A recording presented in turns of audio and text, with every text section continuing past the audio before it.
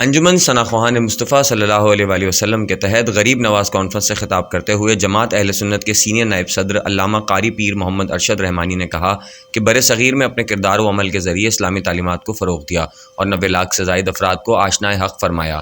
اس موقع پر ڈاکٹر سید انور علی نیازی نے بھی خطاب کیا، جبکہ محفل میں جماعت اہل سنت کے ضلع ناظم محمد نعیم اختر رضوی، علامہ وقاص مصطفائی، صوفی سید عبد الوہاب شاہ نوری، حکیم محمد ظفر اختر القادری، صاحبزادہ حافظ محمد علی نقشبندی، وسیع اشرفی، علامہ اکرام قادری، عثمان اشرفی، رضوان مصطفائی اور دیگر بھی موجود تھے۔ الحمدللہ انجمن ثنا خواہان مصطفیٰ صلی اللہ علیہ وسلم کے زیر اہتمام عظیم الشان خواجہ غریب نواز کانفرنس کا اہتمام کیا گیا۔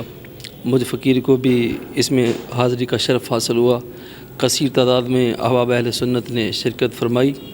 ماشاءاللہ بہت اچھا پروگرام ہوا۔ قبلہ نیازی صاحب جو کہ انجمن ثنا خواہان مصطفیٰ کے صدر ہیں، اکثر پروگرام کرتے رہتے ہیں، کبھی میلاد کے حوالے سے، کبھی خلفائے راشدین کا ایام مناتے ہیں، کبھی بزرگوں کے اس، اور اسی طرح کبھی اعلیٰ حضرت کا ہفتہ۔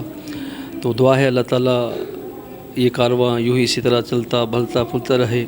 حیدرآباد نیوز کے ساتھی یہاں پہ تشریف لائے، ان کی بڑی کاوشیں ہیں، مسلک اہل سنت اور مسلک اعلیٰ حضرت کا جو کام کر رہے ہیں دنیا کے اندر، سنیوں میں، عوام میں جو عشق رسول کا جو درس دے رہے ہیں۔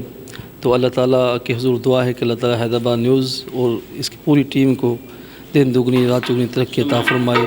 اللہ تعالیٰ صاحبزادہ حافظ محمد علی نقشبندی صاحب کو اسی طرح آپ کی عزتوں میں اور چاند لگا۔ آج انجمن ثنا خواہان مصطفیٰ صلی اللہ علیہ وسلم کے زیر اہتمام ہر سال کی طرح اس سال بھی حضرت خواجہ معین الدین چشتی رحمۃ اللہ علیہ کانفرنس منعقد کی گئی، جس میں حضرت علامہ مولانا ارشد رحمانی جو کوٹھی سے تشریف لائے ہیں ان کا بیان تھا، اور ماشاءاللہ بہت اچھا بیان رہا اور بہت اچھی محفل رہی، کیونکہ یہ بزرگان دین کی محفل ہے، لہذا اس میں تو کوئی معاملات گنجائش ہے ہی نہیں کہ بہترین تقریر ہوئی اور بہت اچھا پروگرام رہا۔